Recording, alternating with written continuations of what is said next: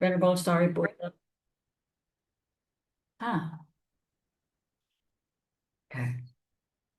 In the 12th year, Venerable Sariputta asked the Buddha what determines whether the holy life will last long or disappear quickly. The Buddha explained, based on what happened in the eras of many past Buddhas, that it lasts long when a Buddha teaches the Dhamma in great detail, having behind a rich body, leaving behind a rich body of teaching, and institutes monastic rules and establishes Patimokkha recite. Even after the Buddha passed away, later generations keep the teachings alive. On the other hand, the holy life declines quickly when the Buddha, like Vipassik Buddha, Sikhi Buddha, and Vesapo Buddha, didn't teach in detail, didn't lay down rules, and didn't introduce the Patimokkha. So you see how important Patimokkha is. Upon hearing this, Venerable Sariputta urged the Buddha to establish the monastic rules. The Buddha told him to wait for the right time, not yet. It was only after the 12 years after his enlightenment that the Buddha instituted the first Vajrayana offense, after which other rules were progressively laid down. And the structure of Vajrayana rule. A Vajrayana rule in the Sutta Vibhanga is composed of 6 sequential sections. The first one, Nidana. From the Pali word, it means cause or occasion. Every Vajrayana rule opens with a story. The Nidana matters because it tells us why the rule exists. Without it, the Sikkhapada is a command without a context. And with this Nidana or origin story, we will understand the social, ethical, and institutional concern that the rule is designed to address. The next one, the second one, Sikkhapada. Sikkhapada is the core of the rule, the Buddha's own words, preserved word for word across centuries for oral and textual transmission. Some rules are followed by Anusikkhapada or sub-rule, and this arises when a subsequent case exposes a gap or uncertainty in the original rule, and the Buddha refined it.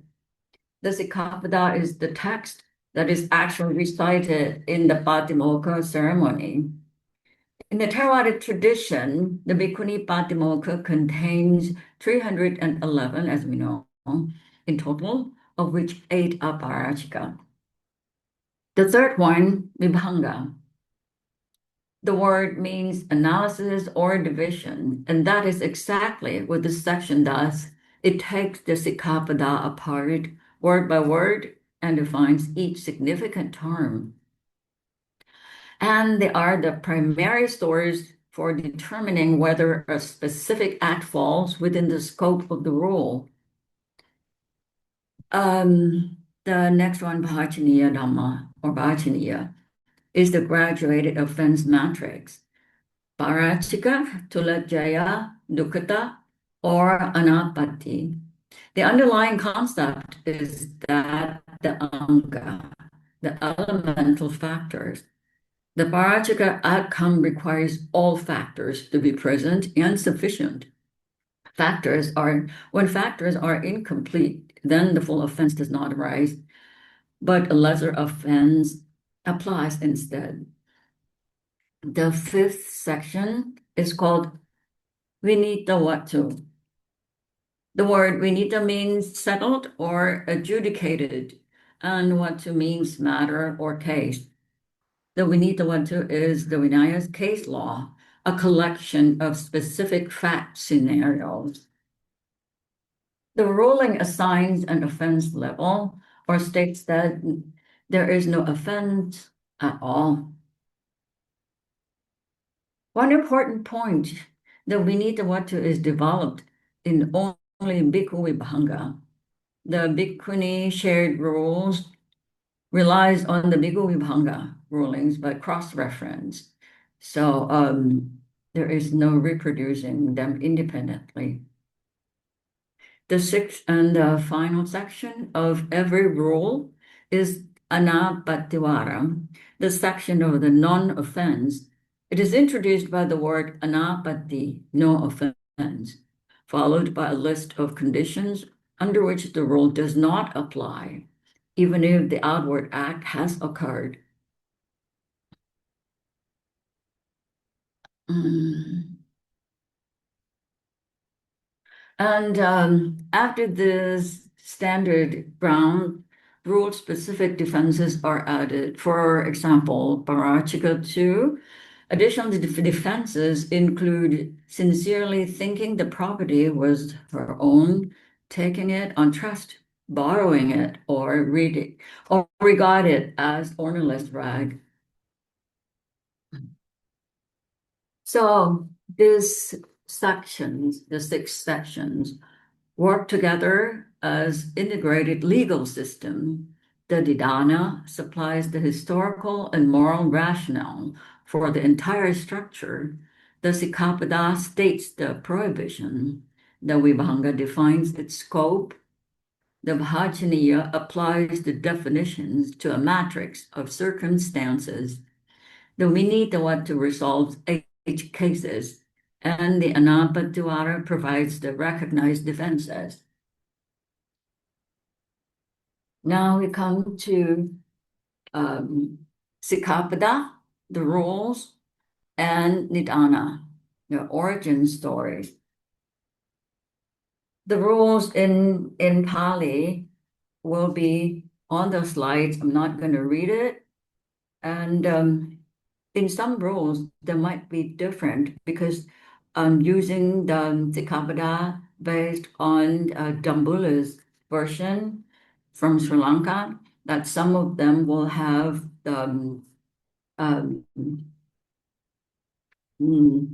the Pali word that states the gender, which is female. So the first one, sexual intercourse. Should any bhikkhuni engage in sexual intercourse with a man, even with an animal, she's defeated and no longer in communion. The origin story, since it's the shared rule with bhikkhu, the origin story is about Sudina the monk. He had gone forth from a wealthy merchant family. His parents, anxious that the family line would die out and the inheritance revert to the king, repeatedly implored him to father a child before their deaths, and after much pressure and moved by compassion for his parents, it's not about lust. He agreed and had intercourse 3 times with his former wife, and his former wife conceived a later and later gave birth to a son who came to be called Bijakaputta, or it means seed child. His former wife was called Bijakamata, um, seed mother, and Sudina himself, Bijakapita, the seed father. Sudina was thereafter tormented by remorse. When the matter became known, the Buddha laid down the first Parajika rule, prohibiting sexual intercourse entirely for bhikkhus, and the rule was shared within the Bhikkhuni Sangha. Parajika number 2, taking what is not given. This is in Pali word, and this is what I just mentioned before. This is Sri Lankan version, which there will be some different words which stated the gender, which is female gender here. And the origin story also is the shared rule with the bhikkhu. So the story was about the monk called Daniya. He had been a potter before ordination. He needed timber to build a dwelling, so he went to the royal lumber yard and told the storekeeper that the king had already given him permission, which was false. He took the timber and built his hut. When King Bimbisara heard of it, he wasn't angry, since he would have granted permission anyway. but the matter was reported to the Buddha. And as the timber was worth more than 5 months ago, the Buddha laid down the rule, the second hierarchical rule, and this rule is shared within the Bhikkhuni Sangha. Should any bhikkhuni take what is not given in the matter of theft, such that kings would have a theft executed, imprisoned, or exiled, she is defeated and no longer in communion. The third one, the Sikkhapada in Pali, and the origin story about taking human life. It was about a group of bhikkhus in the forest who had been practicing meditation on the fullness of the body or asubha kamatana and became overwhelmed by revulsion toward their own bodies that they began to seek death. A hunter named Mikalandiga agreed to perform the killing for them for robe as payment. A large number of bhikkhus were killed. When the Buddha returned from a retreat, he found the community greatly diminished. Upon learning what had happened, he convened the Sangha and laid down the third Parajika rule. The rule was shared within the Bhikkhuni Sangha. Should any bhikkhuni intentionally deprive a human being of life, or seek out a weapon for that purpose, or praise the beauty of death, or urge another toward death, she is defeated and no longer in communion. Parachika number 4, false claim of superhuman attainment with Pali word and the origin story, again, shared with the bhikkhu. It happened during a severe famine time near Vesali. Bhikkhus found it very difficult to obtain alms. A group of monks dwelling by the Wagamuda River had an idea to praise one another's spiritual attainments to the people in order to secure more offerings for food. The lay people, inspired by devotion, they gave generously, and the bhikkhus survived the famine comfortably. So when the matter came to the Buddha's attention, he stated that it would have been better for them to have split open their own bellies with a sharp sword than to have lived by deceiving the faithful lay people with false spiritual claims. Then he laid down the fourth Parachika rule, and this rule was shared within the Bhikkhuni Sangha. Should any bhikkhuni without real knowledge claim a superior human state, a truly noble knowledge and vision, she is defeated and no longer in communion. Number 5, Parajika 5, lustful physical contact with a man. This is the bhikkhuni specific rule. And the origin story was about the man called Salaha. He was the grandson of Visakha, and he wished to build a vihara for Bhikkhuni Sangha. And within that Sangha, there were also the 4 sisters Bhikkhunis, Nanda, Nandavati, Sundari Nanda, and Tulananda. He asked for a bhikkhuni who would direct the construction to work with him. Sundari Nanda was selected. She was very beautiful. Both of them fell in love. And the man invited the Bhikkhuni Sangha for a fine meal, but arranged Sundari Nanda's seat in a private place.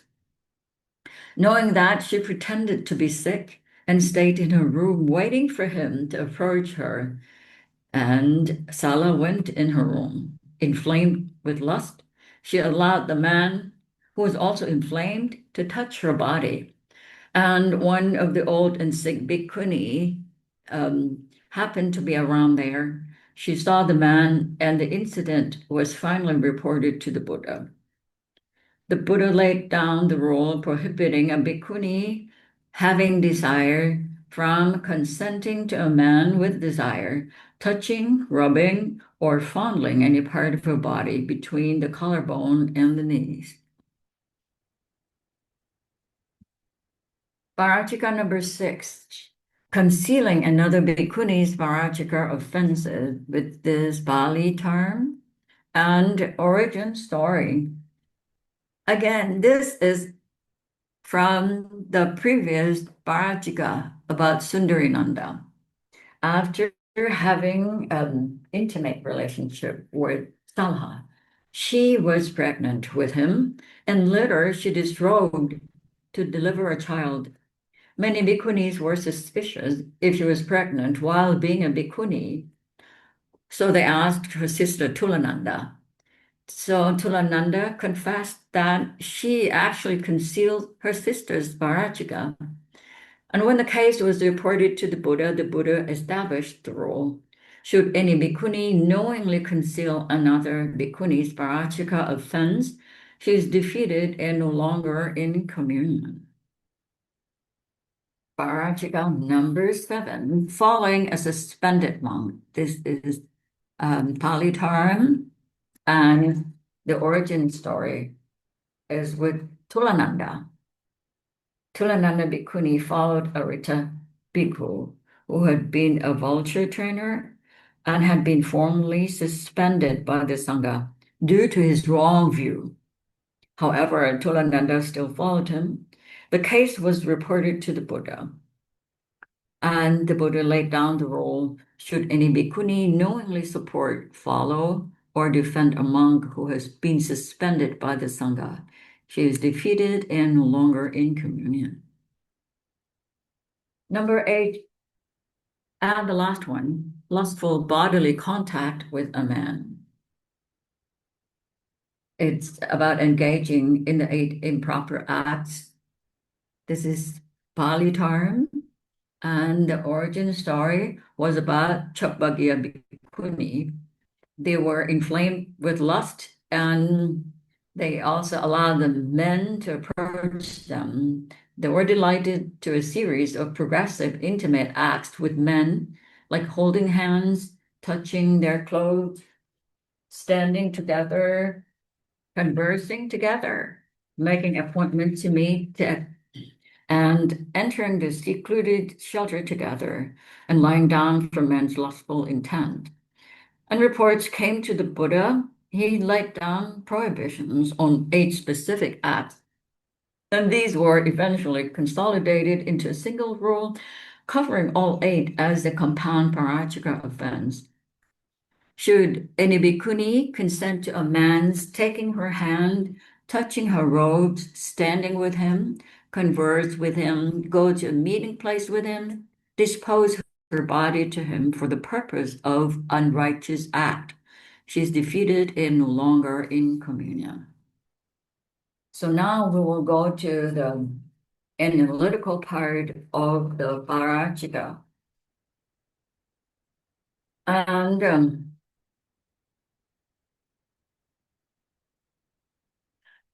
before we go into details, I'd like to explain a bit how to read this table. Column 1, Vibhanga, it is the role as analyzed in the Sutta Vibhanga, including the scope of acts that fall under it. And column 2, constituent factors, the precise conditions that must all be present for the full offense to be established. The third column, Tulajaya, the serious remainder offense when an act falls short of the full parachika, but is still grave. And Dukkata, the fourth column, it is the minor offense of wrongdoing for acts even further removed from the full offense. And the last one, the fifth column, Anapati, the cases in which no offense is incurred at all. Sorry. Okay, so now we can start with the detail of Varachika 1, sexual intercourse. The first Varachika prohibits a bhikkhuni from consenting to sexual intercourse, that is, penetration, in any of the 3 orifices with any being possessing a male sexual organ.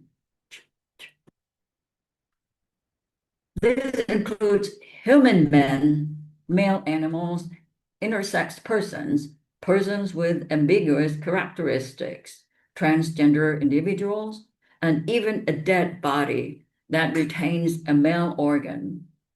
And the scope is deliberately comprehensive. Now we go back to the five constituent factors. All five of the following conditions must be present for the full parachika offense to be established. The first one is she's a bhikkhuni. She has valid ordination and has not yet committed this offense. The second, the object of the act is sanctioned being, either a human or non-human, as explained before, with a male sexual organ, whether alive or dead.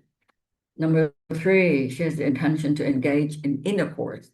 And four, she consents, meaning she does not resist, she allows it to happen willingly. Number five, penetration occurs in three orifices, even if only slightly. If any one of these five factors is absent, the full offense is not incurred. For example, if there is no actual penetration, or if she did not truly consent, the offense may fall to a lesser category, or no offense at all. And for Tulajaya, the serious remainder, Tulajaya does not mean lesser than Parachika, therefore acceptable. It is a serious offense requiring confession. Every attempt to engage with male sexual organ that falls short of actual penetration into the three orifices, but where intention and consent are present, incurs a tulajaya, a grave offense. Dukkata, the minor offense in this rule, for this rule, the offense stepped directly from tulajaya to full parajika. There is no light offense like dukkatapatti. Anapati, no offense in the last column. There is no offense if in the following circumstances she was not consenting all through the time. She did not agree. She was insane. Her mind was deranged. And she was overwhelmed by physical pain in such distress that no culpable mental state can be attributed. She's the first offender, the one in whose case the rule was first established. Now we go to the second parachika, taking the ungiven. The second parachika is theft, taking what has not been given. In Vinaya analysis, this covers four modes of conduct. The first one, taking the ungiven, that is outright theft. The second, when the value of the object meets the threshold of 5 masaka. The third, taking taxable goods across a customs border without payment or smuggling, when those goods are also worth 5 masaka or more. And the last one, instructing or arranging for another person to steal on one's behalf. In this case, the 5 masaka means it's no fixed modern currency, which equivalent, and it is the benchmark of value tied to contemporary law where theft being carried. The second column, the constituent factors, the first one, the object belongs to another person and has not yet been relinquished by them. It is still within their ownership and material possession. Two, she knows it belongs to another person or that it is subject to taxation. Three, she has the intention to steal. This is the most important. Or the intention to smuggle across the border. Even to help someone to smuggle the goods across the border includes in this one. She makes an effort to take it or crosses the border. The fifth, the object is moved from its place, or in the case of smuggling, she has walked 2 steps past the border checkpoint. Tolajaya, 2 situations. In Kara Tolajaya, the first one, she has the desire to steal. She touches the object and makes it move, but it does not leave its place. And the second situation is about the custom checkpoint. At a custom checkpoint, if she touches the taxable goods worth 5 masaka or more, causes them to move and crosses the border, but only by a single step. Tulaja incurs to her. And Dukatapati, three actions incur Dukata. She has the desire to steal and touches the object. And at the checkpoint, she merely touches the taxable item without yet causing it to move or cross the border.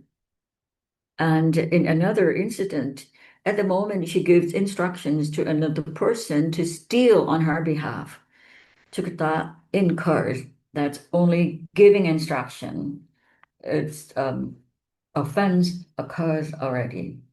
And please notice that the graduate structure of the offense becomes graver as the act moves from intention to full removal. Now we will go into more explanation to review on the important points. The value of the stolen goods, if it's worth less than 5 masaka, it is dukata, a minor offense. If it's worth from 1 up to almost 5 masaka, it's a tulajaya. But if it is 5 masaka or more, it's straight up barachiga.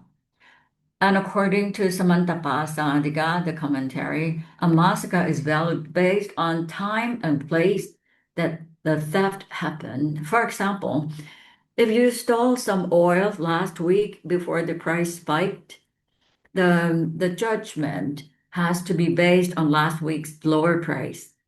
Or in a place where a dog happens to be worth more than gold, you have to go by the local market rules of that specific place.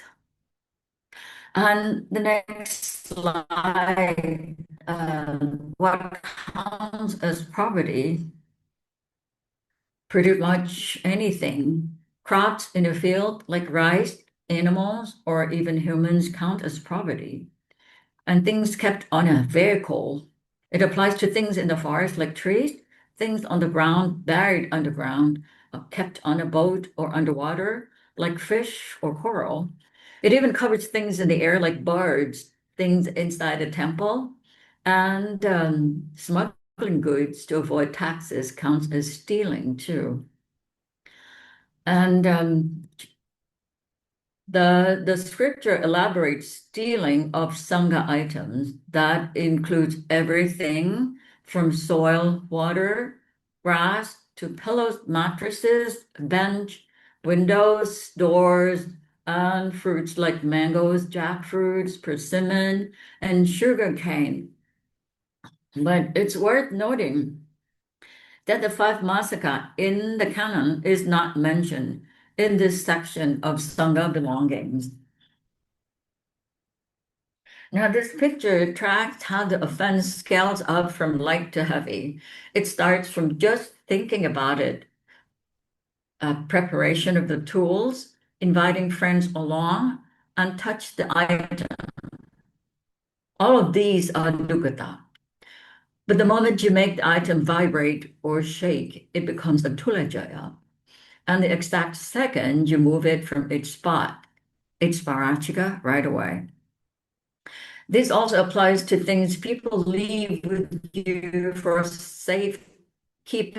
If you suddenly decide to scam them and keep it for yourself, just touching the item is dukkata. Shaking it is atulajaya, and moving it is parachika. And this is the case of this deposit items. If someone leaves their belongings with a bhikkhuni, and when they ask for it back, she makes up excuses to avoid returning it. That's a dukkata, right? When she states that. If she speaks it in a way that makes the owner start to doubt they'll ever get it back, it's a tulajaya. But if the owner completely gives up on getting it back, the bhikkhuni gets a parachika. If the case goes to court and the owner loses, the bhikkhuni gets a parachika. But if the owner wins the case, it's a tulajaya for the bhikkhuni.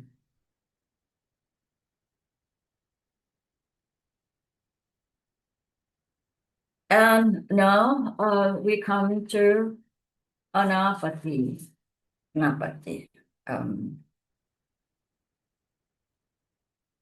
the anapati, or no offense, when she sincerely believes the item belongs to her, the perception that it belongs to her. She takes it on the basis of an established relationship of trust, taking something from a close friend or donor in the confident belief that they would approve. She borrows it and she intends to return it. It is the property of a hungry ghost or an animal. In such cases, the legal notion of ownership does not apply. Her perception regards it as ownerless rag or material genuinely abandoned already. She's insane or she's the first offender. One important note from the analysis: if she instructs another person to steal and that person steals the wrong item, she herself incurs only dukkata. But if the one who actually carried out the theft were a bhikkhuni, then that bhikkhuni incurs the full parajika. Now we go to parajika number 3, deliberately depriving a human being of life. This rule is among the most sobering in the entire Vinaya, and it extends far beyond direct killing by one's own hands. The Vibhanga specifies that the following acts all fall under this rule: killing directly with one's body, killing through a sensory medium, using sight, sound, smell, taste, physical contact, or a mental object as the instrument of death. These include, for example, telling someone a terrifying sight is before them, or bringing a poison within reach. The next one, commanding or arranging for another person to kill. The last one, inciting suicide through speech, through providing poison or medicine, or through sending a message that encourages the person to end his or her life. The reach of this rule is deliberately wide. It captures not only the direct act, but any intentional causal role in a human death. The 5 constituent factors. The victim is a human being. She knows it is a human being. She has the intention to kill or wishing death for that person. She makes an effort toward killing, and the person dies as a result. So this picture shows different ways of killing.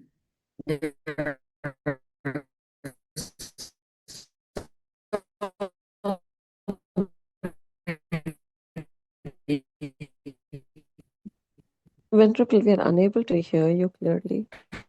Types of tools like weapons or even traps, or asking someone so that person is also the tool for killing. And ordering or deciding on euthanasia. It also includes leaving poison nearby to tempt someone, sending message, or convince someone to end their life. Even using the 5 sensual pleasures to scare someone to death, shock them to death, or make them die of intense craving falls under this. If the victim gets hurt but doesn't die, it's a tulajaya. If they die, it's parajika.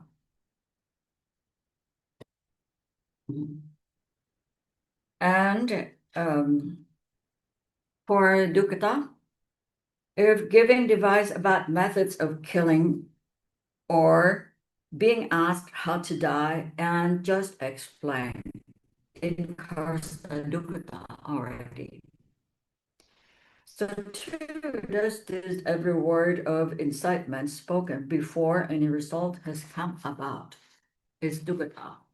And for anapati or no offense, there is no offense if it was unintentional. She did not know. There was no awareness that the person would die. There was no intention to cause death. She is insane, mind deranged, afflicted with pain, or she is the first offender. The fourth Varachika, falsely claiming a superhuman attainment.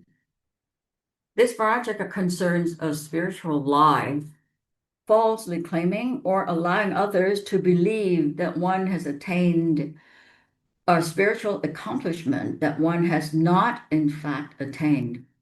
And what counts as superhuman attainment in this analysis? They are the Pochana, the three Vimokas, the corresponding Samadhi and Samapatti, the Bodhipakya Dhamma, the four fruits of path, abandonment of defilements, cravings, aversion, and delusion, openness of mind, a mind free of craving, aversion, or delusion, delight in an empty hut, experiencing first through fourth jhana while dwelling alone. And column two, constituent factors, the attainment does not actually exist in her. She has not realized it. She knows it does not exist. This is deliberate false speech, not honest, mistaken belief. She is motivated by greed, lobha, the desire for offerings, respect, or material benefit. Or she makes the claim verbally, she says it, or uses words that clearly imply it. And the fifth one, the listener understands the claim. The communication succeeds. Here, we can see that if the listener do not understand, it's still tulajaya. But when the listener understood, then parachika incur already. And for this role, there is no lesser offense as tugata. It is only parachika or tulajaya. I think this one, there's this slide.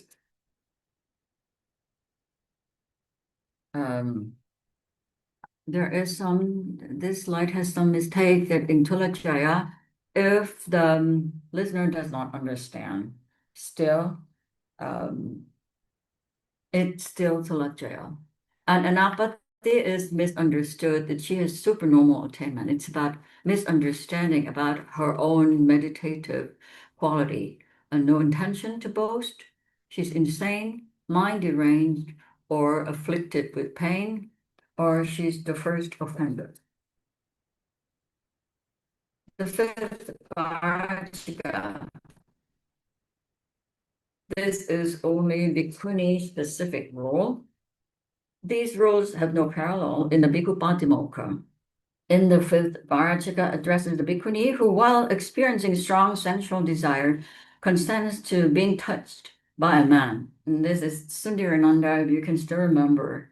But this rule covers only a human male who also has sensual desire, and the man touch anywhere of her body within the restricted zone from the collarbone down to the knees. The Pali name Ubhajanu Mandalika literally refers to both knees, indicating the lower boundary of the protected zone. The five constituent factors. The first one, she's a bhikkhuni. The second, the man is human male with sensual desire. The third one, she herself has sensual desire at the time of the contact.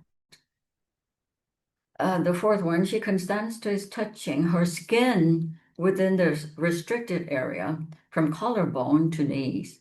The fifth, the contact occurs and she is delighted by it. All five conditions must be present. If she has no sensual desire or if she does not consent, or if the contact is outside of the restricted zone, the analysis changes. Now, we will go into more detail about this.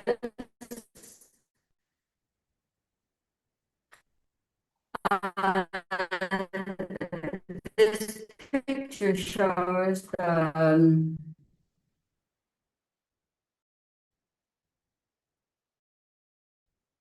restricted. That is the forbidden area. It means touching anywhere between the collarbone and the knees. Spreading the arms, simple side must have sexual desire. If there is direct skin to skin contact, here it says body and body. That means skin to skin contact. Within this restricted area, then it is parajika for the bhikkhuni. Yeah, there are three scenarios. Scenario number one, there are two hearts. That means both sides have desire. You get a tulajaya if the contact happens through an object connected to body. And you also get tulajaya in the, okay, here, this is the second scenario of the first one.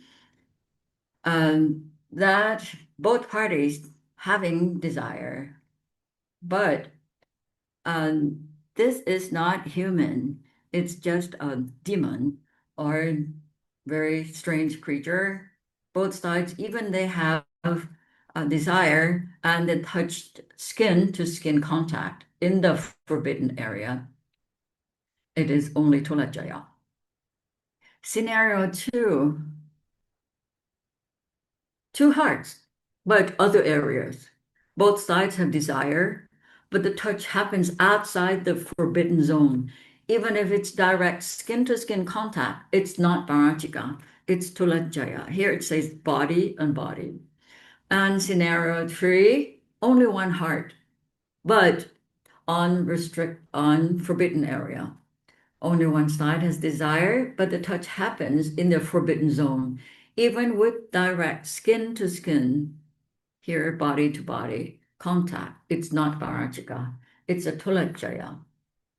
And the scenarios of Dukkata, now with desire on both sides, you can see that there are two hearts, but on the restricted zone and unrestricted.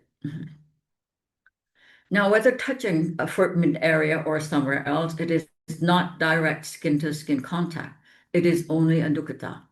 And this includes object connected to body, touching another object connected to body, skin touching an object, or an object thrown by one side hitting the other side. Even if both sides throw objects that hit each other, it's still a dukkata. And with the desire on only one side, you see that there's one heart here.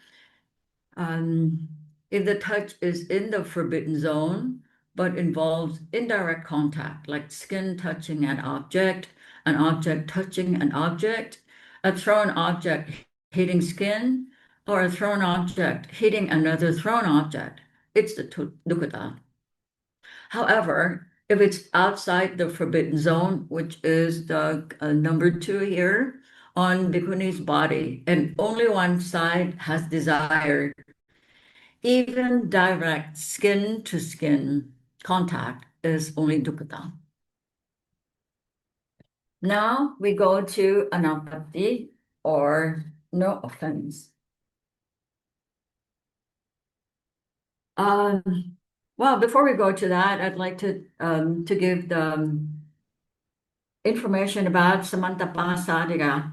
In Samantapasadika, it gives the different types of desire, distinguishing between desire oriented toward fondling versus desire oriented toward intercourse. Only both parties have desire toward fondling, parajika offense occur. Okay, now anapati. And anapatya is when the touch is unintentional. The bhikkhuni is unmindful. She does not know. She had no delight. She's insane, mind deranged, afflicted with pains, or she is first offender. Parachika number 6, concealing another bhikkhuni's parachika offense. This is a unique in structure. It is an offense not of personal misconduct, but of failing to protect the Sangha. A bhikkhuni who knows that another bhikkhuni has committed any one of the 8 parachika offenses and who deliberately conceals that knowledge from the Sangha, she herself falls. The Samantapasadika adds an important clarification. Concealment arises from negligence or indifference is also included as an originating condition, not only deliberate hiding motivated by loyalty to the offender. The 5 constituent factors are she's a bhikkhuni, another bhikkhuni has committed a parachika offense, and no matter had she disrobed or passed away. The third one, she does not inform the Sangha.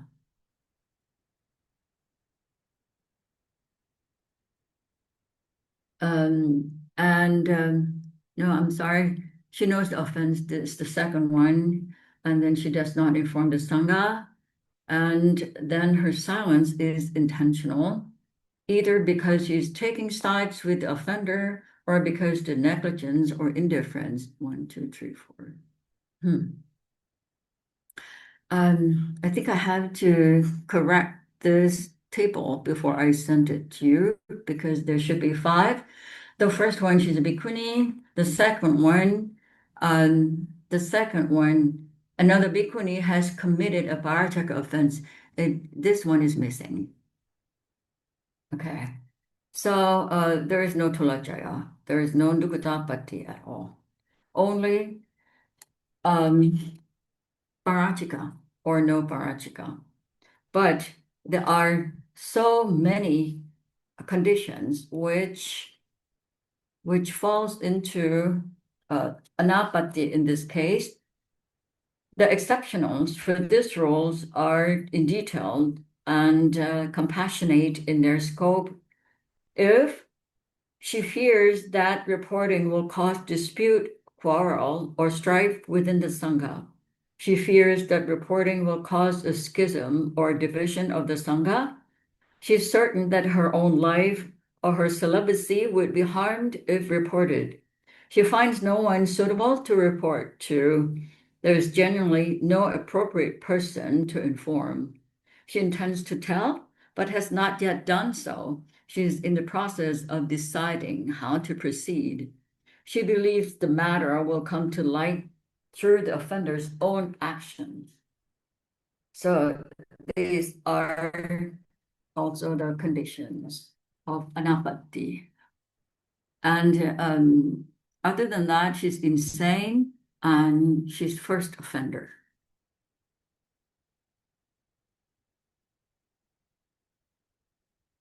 Parachika number 7, following a suspended monk who refuses to abandon his wrong fear. What does it mean by follow? So follow means agrees with, supports, and aligns herself with a monk who has been formally suspended from the Bhikkhu Sangha for refusing to abandon a wrong view. The text defines following this way.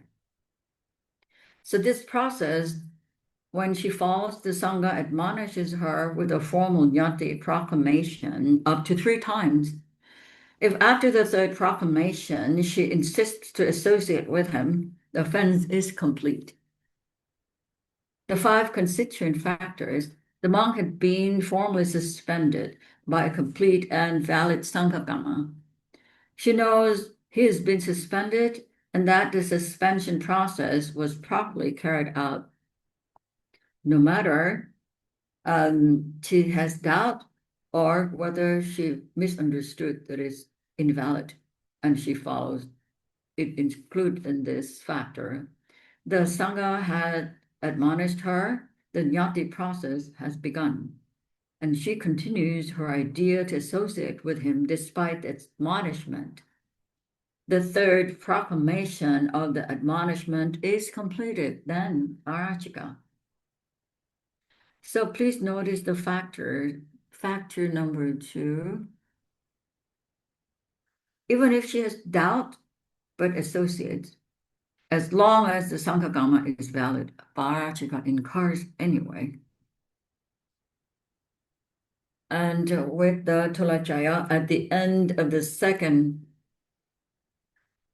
admonishment, recitation, then, or Dutiya Gamavacha, Tulachaya incurs. And the bhikkhuni does not let go of her intention to associate. Then Tulachaya. But if after 3 times the third proclamation admonishing process ends and she insists on her view, Parachika incurs to her.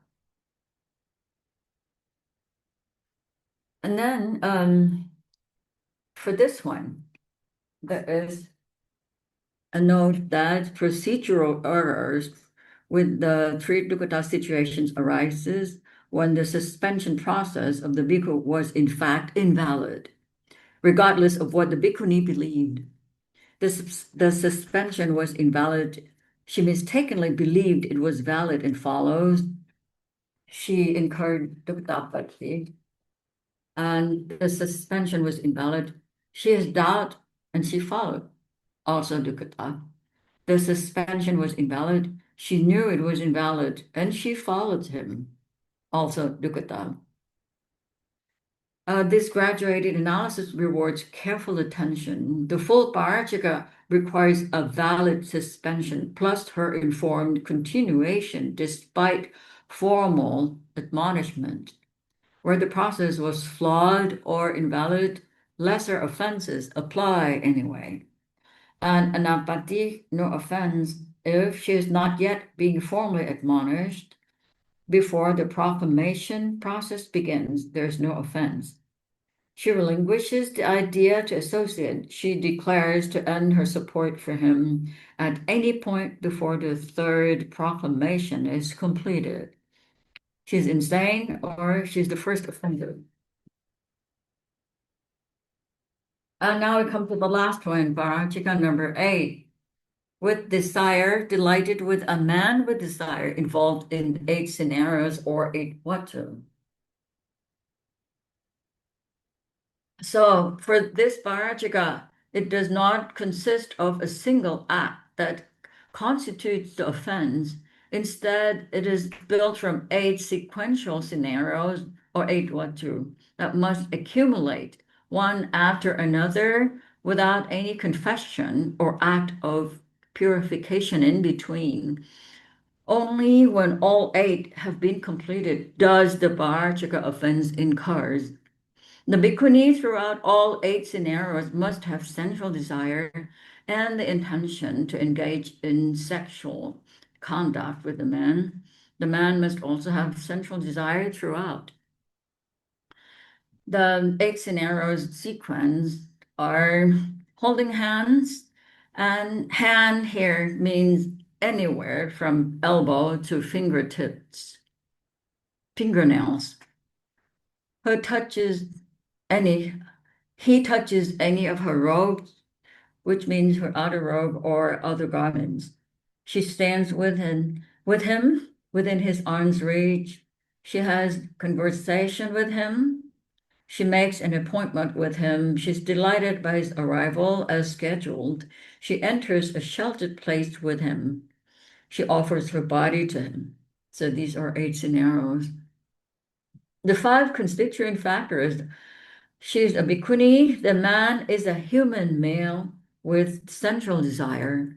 She has sensual desire with intention towards sexual conduct. Each of the 8 scenarios accumulates in sequence with no act of confession or purification between any 2 of them. There is no time limit. the accumulation can occur over any period.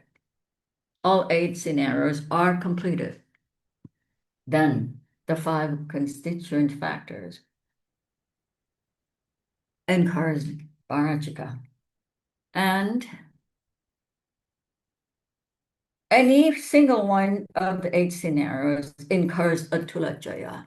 The first one, holding hands, Tulajaya. Allow the man to touch her robe, Tulajaya.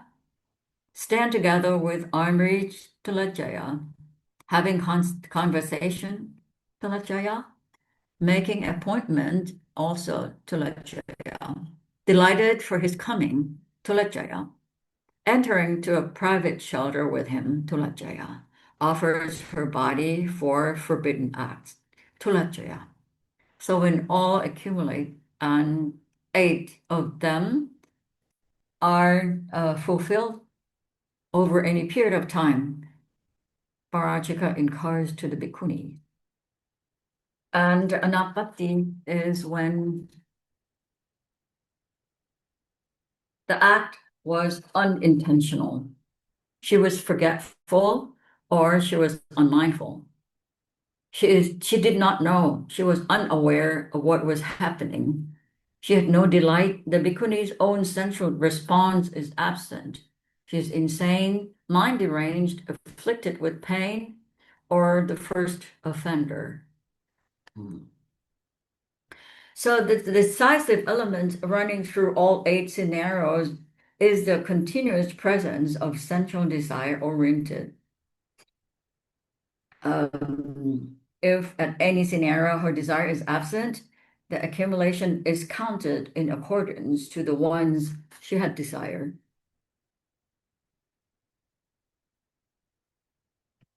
Okay, so now with the closing reflection.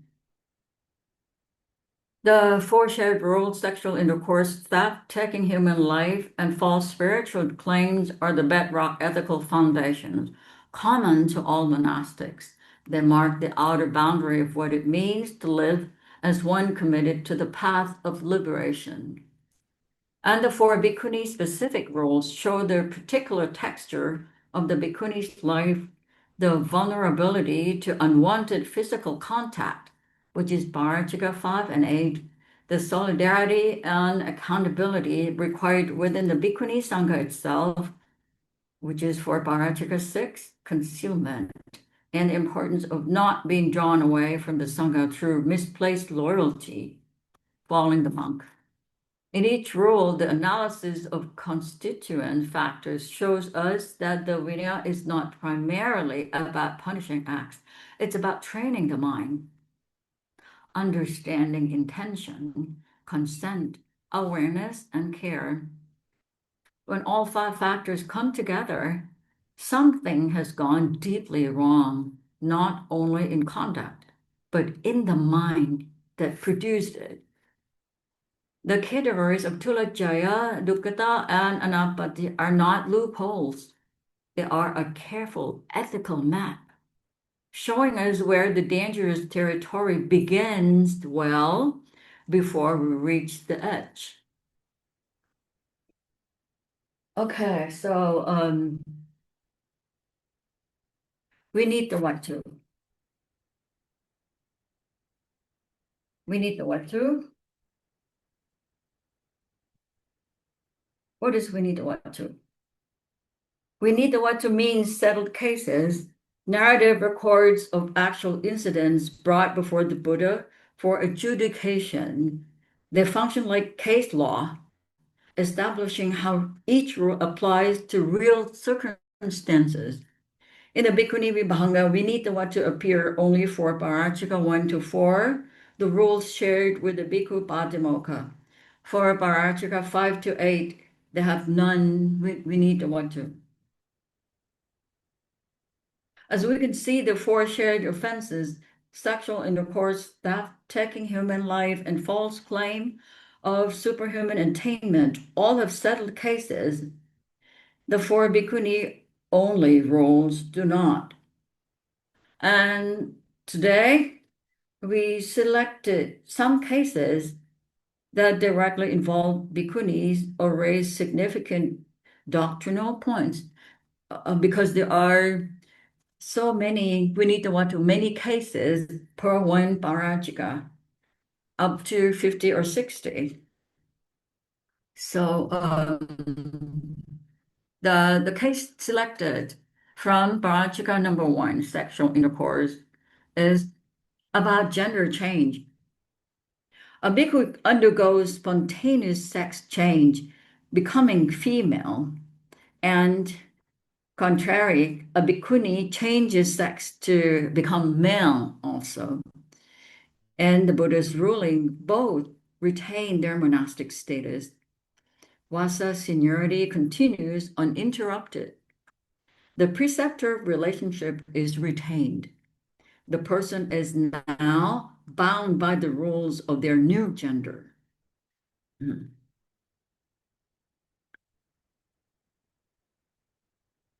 Now, case Parachika, case 2 and 3 from Parachika number 1, sexual intercourse. These two cases establish the foundational principle of the entire section and explanation about the rape of Upalawana is also being clarified here. The Bhikkhuni Upalawana was raped and the ruling by the Buddha, no offense, she did not consent. Cetana or volition is prerequisite for transgression. And another case is about a Lichawi prince coerced a bhikkhu into sexual intercourse with a bhikkhuni, a sikamana, and a seminary. And the ruling, if the bhikkhuni, if the bhikkhuni consented at any point, Parajika right away. But if she maintained non-consent throughout, there is no offense. The principle is consistent. The Vinaya tracks intentionality, not the physical act alone. Now we go to Parajika number 2. We need the what to. There is one case related to Bhikkhuni. It's about the disciples of Tulananda who falsely told her lay supporter that Tulananda want some food. So the lay supporter offered it to the disciples and they consumed it themselves. And this looked like theft, but this ruling is bhajitya for false speech, not bharjika. The object was voluntarily given, so the element of taking what was not given is absent. A good example of how we need to want to model exact discrimination between overlapping offense categories. Now we go to Parajika number 3. We need to want to about taking human life. Here is perhaps the most striking feature of the we need to want to. After bhikkhus practicing Asubha meditation, began inducing each other's deaths, and the Buddha responds in the settled cases by teaching an alternative, the complete 16-step anapanasati instruction. It's identical to Majjhima Nikaya 118. And this incident was the catalyst of the Buddha to start conveying the practice of anapanasati.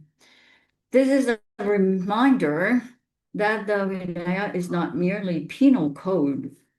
It is a repository of the Dhamma itself. So what can we take from we need to want to? The first one, Cetana as criterion. Volition determines transgression, not the physical act. The second, legal principle, liability at the present moment, code specific that follows current gender status, not personal history. Number 3, precision of classification. We need to want to teach exact discrimination between similar offenses. Number four, Vinaya as a container of doctrine. The Anapanasati instruction sits within disciplinary text.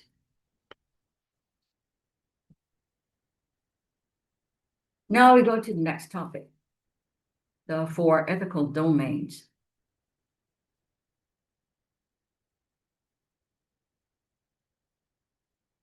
And the four ethical domains of the Bhikkhuni Parachika, which is the defeat that result in immediate expulsion from the monastic community, seems to be rigid or seems to be in ancient rules. However, if we look closer, we find a profound ethical framework designed to protect the individual, the community, and the Dhamma.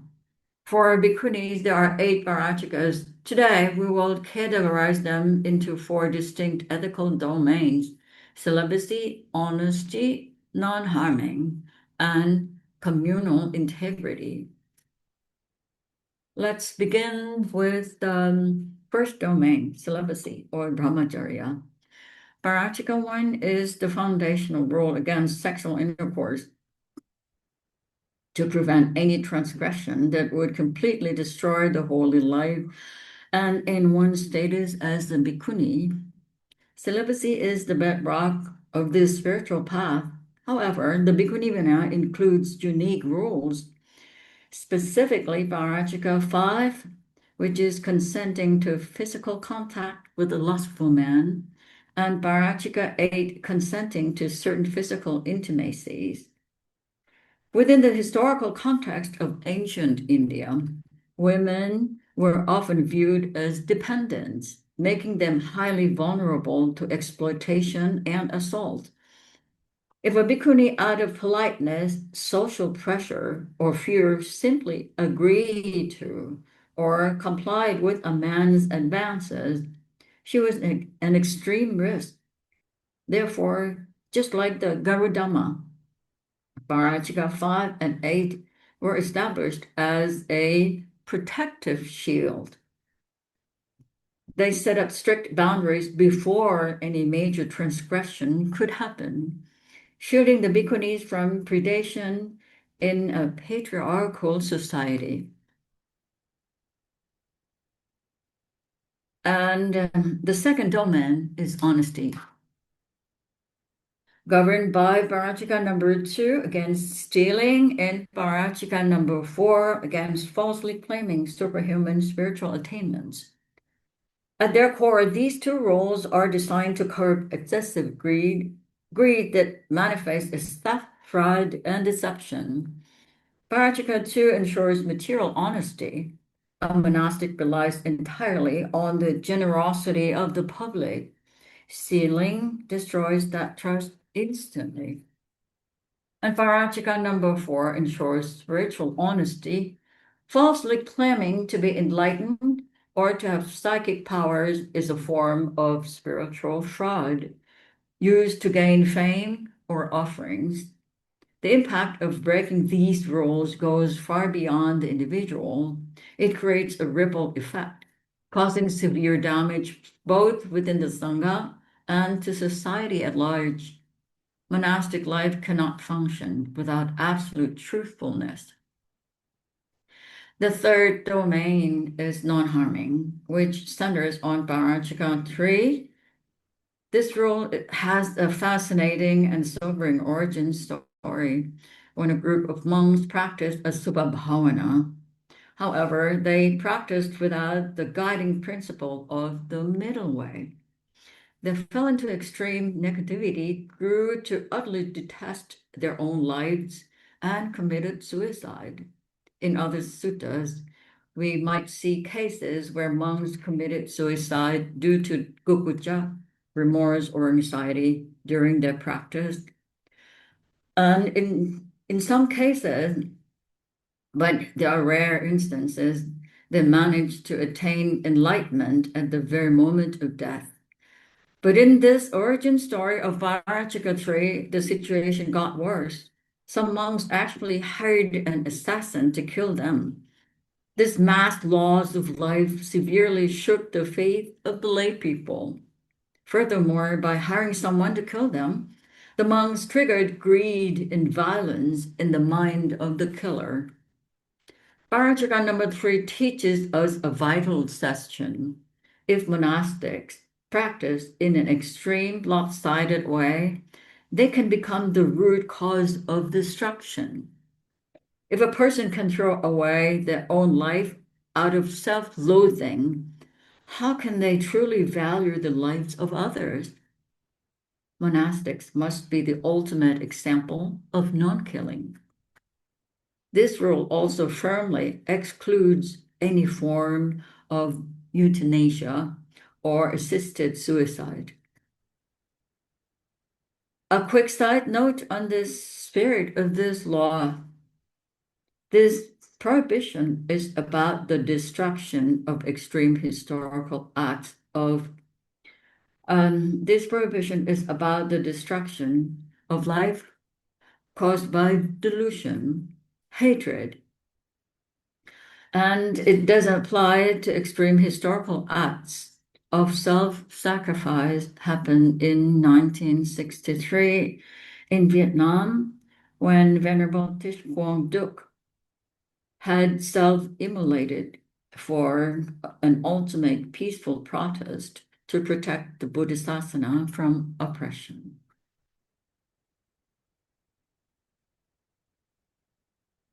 Parajika number 6 and 7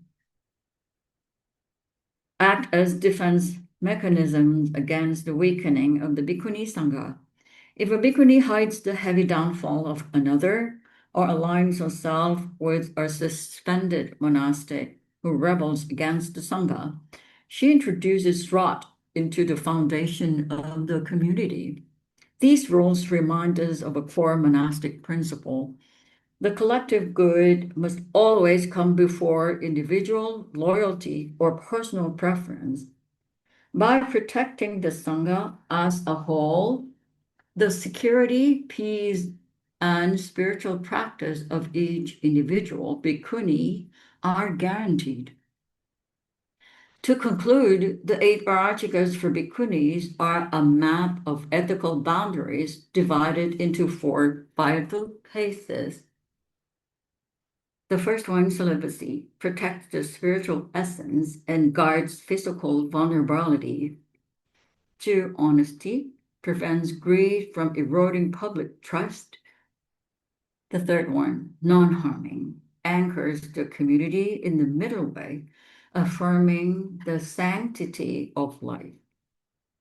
4, communal integrity ensures that the Sangha remains strong, unified, and safe. By understanding these domains, we see the profound wisdom of the Buddha, not just as a lawmaker, but as compassionate guardian of a fragile and precious spiritual community of Bhikkhuni Sangha. Now we come to the last topic, Bhikkhuni Parajika comparative analysis with the Bhikkhu Parajika.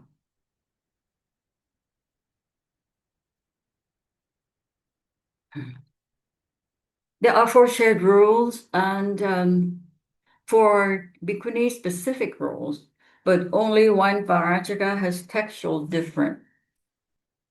There is disrobing clause or relinquishing the training and additional process of how to disrobe in the Bhikkhu rule, not in the Bhikkhuni rule. The Bhikkhu Parajika 1 includes a specific clause which says Sikha sa jiva samapanno, sikha appajakkhaya dubhalang appativedya. In the Sikkhapada itself, there is none in the Bhikkhuni. And this clause means having undertaken the training and livelihood without having declared the weakness of the training. In other words, a man can avoid incurring parajika by formally declaring before any act of intercourse that he is laying down the training, thereby disrobing in that moment. Once he had made such a declaration, he is no longer a monk, and the rule no longer applies to him. And this rule thereby designed with an exit built in. In the Bhikkhuni rule, The Bhikkhuni Parachika 1 does not contain the phrase about relinquishing the training. The rule simply prohibits sexual intercourse without any qualification relating to disrobing. And this is not an oversight or a gap in the text. It reflects a difference in how a bhikkhuni disrobes. For a bhikkhuni, disrobing does not require a verbal declaration. The change of dress with lay intention is itself the act of disrobing. This is specified in Bhikkhuni Khandaka. And this difference shows um, that the Buddhist rules were not based on abstract principles, but on actual context. For bhikkhus, a monk who grew so weary of the holy life that he committed sexual intercourse. This is a way to handle the weariness of the holy life. One should just merely disrobe, and later, if he wishes, he can re-enter the order and always become a monk without having to hurt the Sangha and the lay community. Conversely, because a bhikkhuni's disrobing was unrelated to sexual, the process to disrobe is consequently different from that of the monk, whereas Parachika 1 is the clause to issue the disrobe process for the monk. Meanwhile, an actual event regarding the renunciation of training did occur among bhikkhunis, but since it was related to the conflict in the community, it was penalized as a Sanghadisesa offense, not Parachika.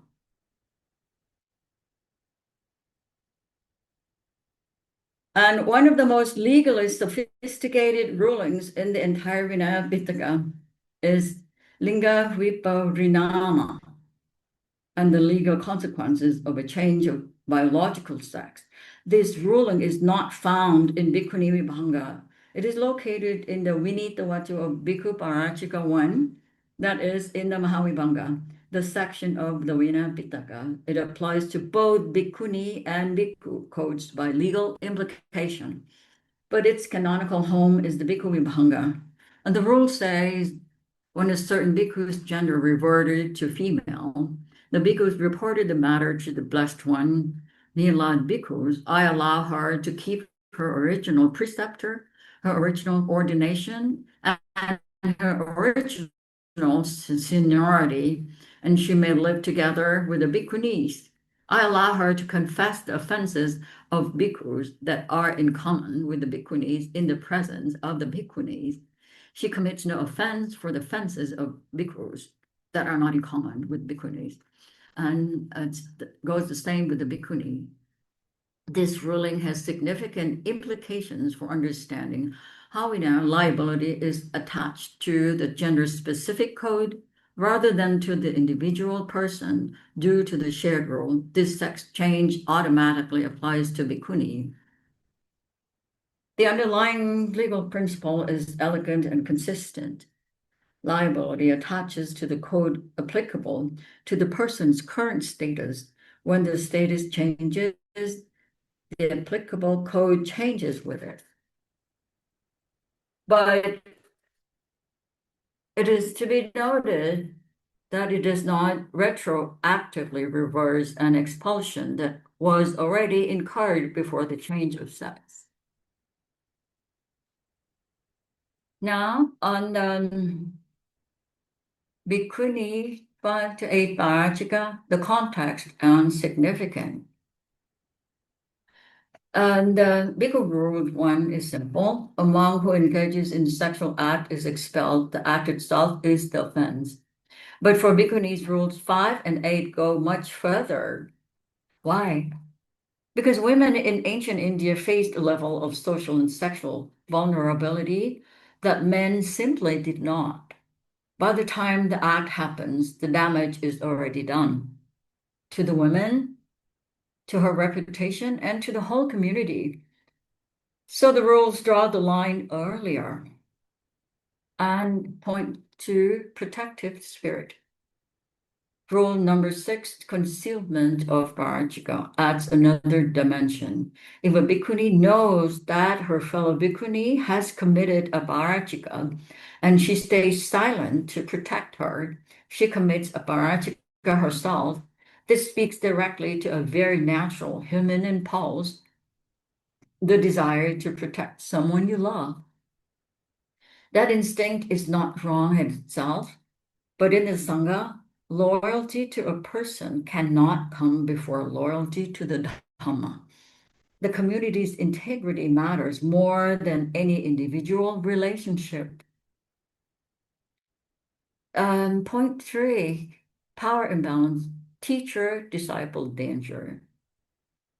Finally, when bhikkhus hold formal authority over bhikkhunis in the Vinaya framework as the teacher, this creates a real power imbalance. A bhikkhuni follows her male teacher blindly is not just making a personal mistake. She risks fracturing the entire bhikkhuni sangha. So rules 5 through 8 protect that boundary before it breaks. So the conclusions of the bhikkhu and bhikkhuni parajika, there are 3 points. Point 1, disrobe mechanism. There is verbal formalism for bhikkhu due to situation context. And there is non-verbal formalism, intentional conduct for bhikkhuni. No declaration of this robe, just change the robe into layperson. Number 2, sex change. Seniority and upajjhaya pavatini are the same as before sex change. This is worth noting that the current bhikkhu will have female preceptor and the current bhikkhuni will have male preceptor. And the ongoing liability changes with status change. Number 3, the act and context. Bhikkhu rules require a completed act, whereas bhikkhuni rules extend defeat to vulnerability, bodily response, and social proximity, a fundamentally broader paradigm. The asymmetry between bhikkhu and bhikkhuni parajika rules is not arbitrary. It reflects different constructions of monastic risk, agency, and social protection within the Vinaya framework. So this is all for today. Thank you, everyone. And any questions are welcome. I have to turn off this.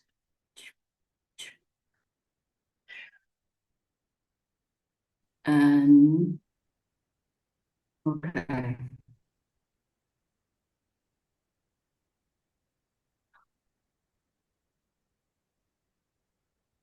Any question now, Pooja? Yes, Venerable,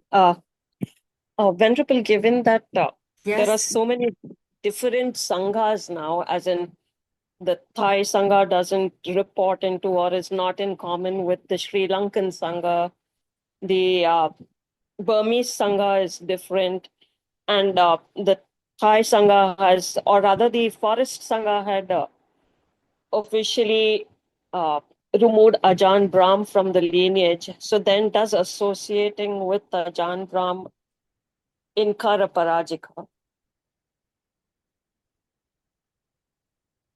yes.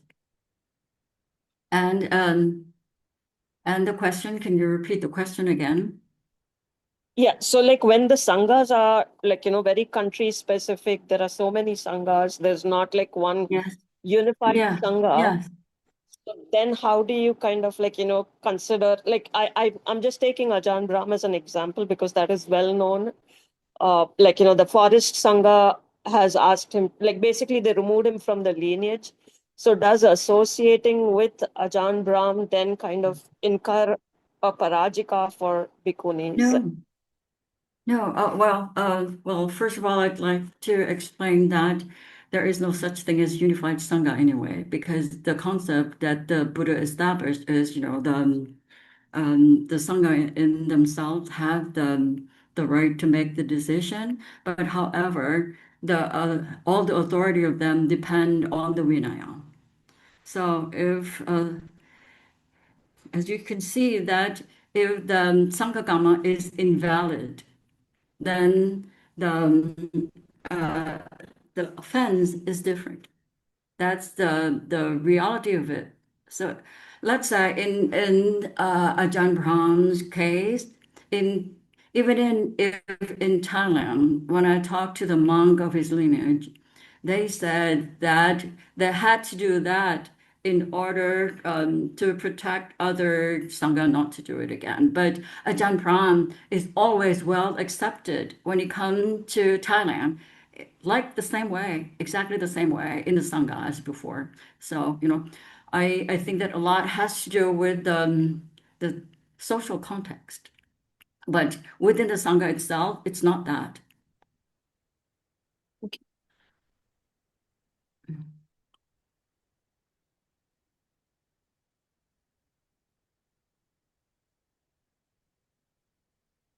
Okay.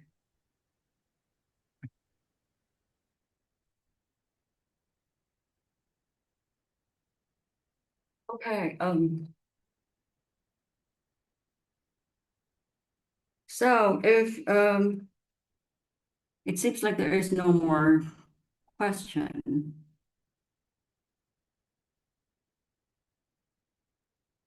So if there is no further question, I'd like to end the meeting today. So may this study deepen your understanding, protect your practice, and bring benefit to all the Bhikkhuni Sangha.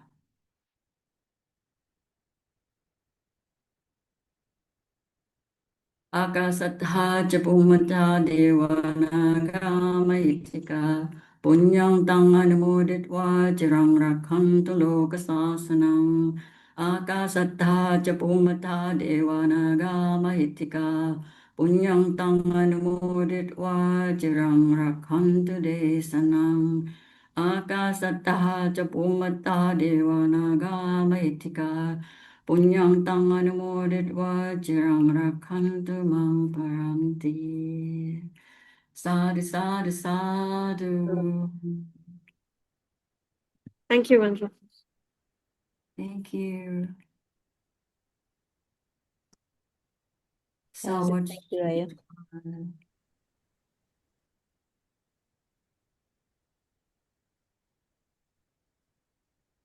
Mm.